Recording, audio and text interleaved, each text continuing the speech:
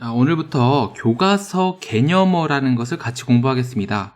이 개념어라는 것이 좀 어려운 말인데 우리가 글을 읽을 때 어떠한 단어의 뜻을 조금 더 멋있게 표현한 것을 개념어라고 봐도 좋아요.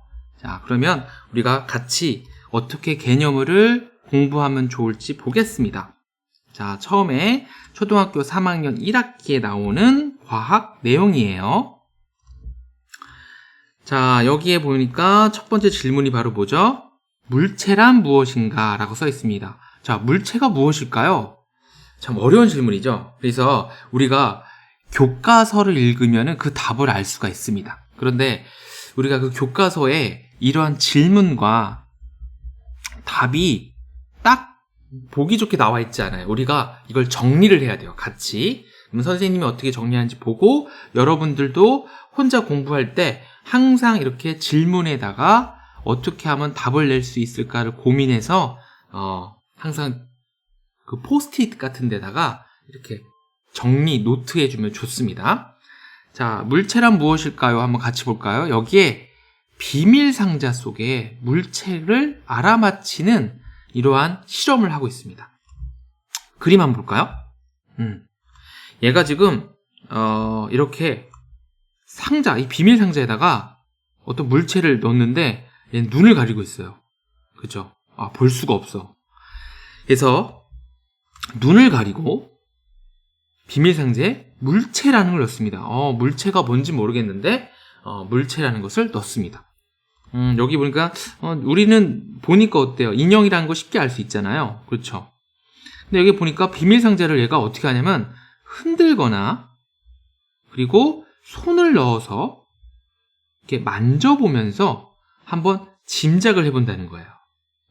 그럼 결론은 물체라는 걸 알기 위해서 우리가 어떻게 한다는 거예요? 첫 번째, 눈으로 보면 쉽게 알 수 있으니까 눈으로 보면 눈 안 되기 때문에 가리고 있고요. 그 다음에 얘를 알기 위해서 한번 흔들어 보는 거죠. 그러면 얘가 안에 어떠한 모양을 가지고 있다라는 것을 알 수 있습니다. 그쵸? 만져보면서 알 수 있으니까. 짐작을 해봅니다.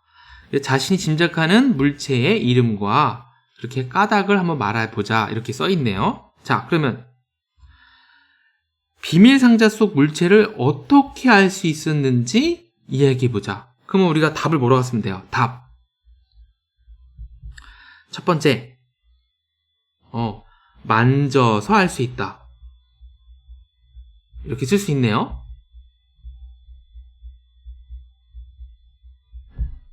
참 쉽죠? 그리고 흔들어서 소리를 듣고도 알 수 있었죠.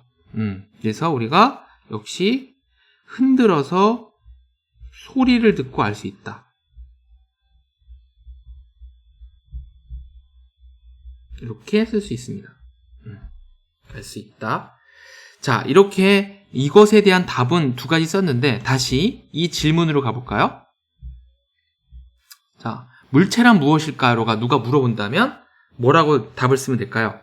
자, 답 씁니다. 물체란 무엇이냐고 물어본다면 먼저 눈으로 볼 수 있다. 그렇죠. 눈으로 볼 수 있고 그 다음에 손으로 만질 수 있다. 눈으로 볼 수 있고 손으로 만질 수 있고 그리고 이 두 가지를 우리가 이 실험을 통해서 알 수 있게 된 겁니다. 그럼 이제 앞으로 누가 물체란 무엇이냐라고 물체란 뭐야? 라고 누가 질문을 하면 이게 사실 개념어라는 건데 우리는 눈으로 볼 수 있고 손으로 만질 수 있어 라고 대답해도 충분하다는 걸 알 수 있네요.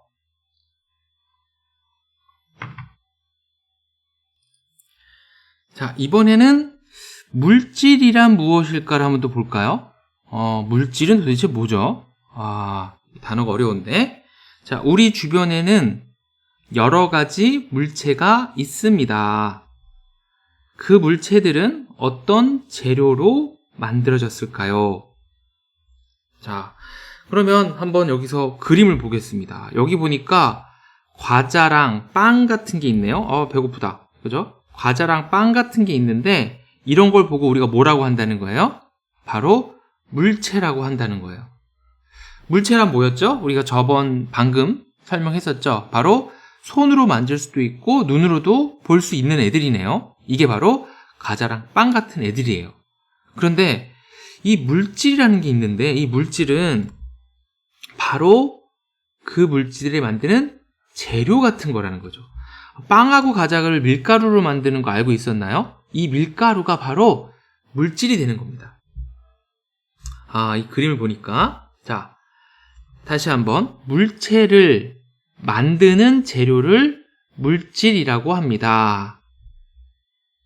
금속, 플라스틱, 나무, 고무, 밀가루는 물체를 만들 때 필요한 재료인 물질입니다.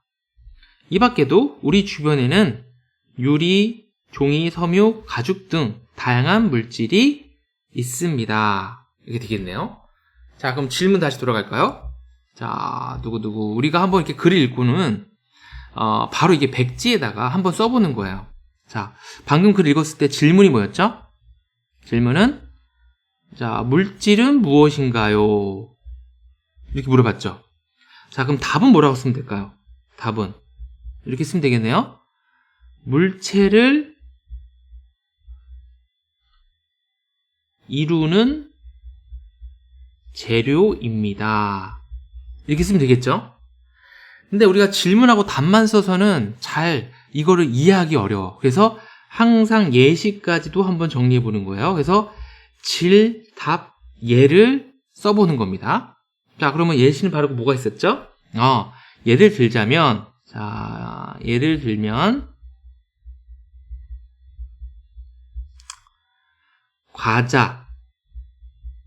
과자라는 물체는 밀가루라는 뭐죠? 물질로 만듭니다.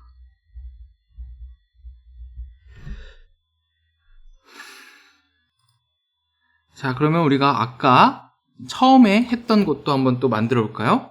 자, 이번에는 어떤 질문이 있었죠? 처음 했을 때는 바로 물체란 무엇입니까? 라는 질문이 있었죠. 물체란 무엇입니까? 그 답이 뭐였어요?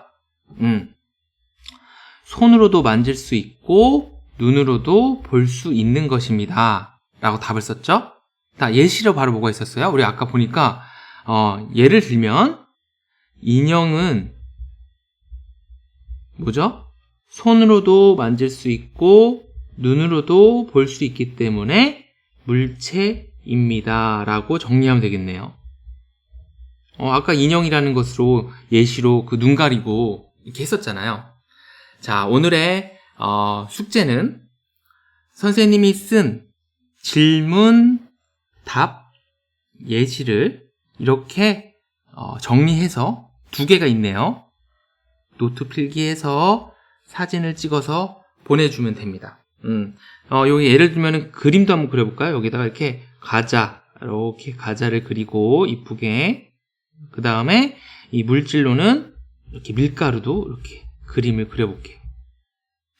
그리고 여기도 인형 한번 그려볼까요? 인형도 이렇게 귀엽게 인형도 한번 그려보겠습니다.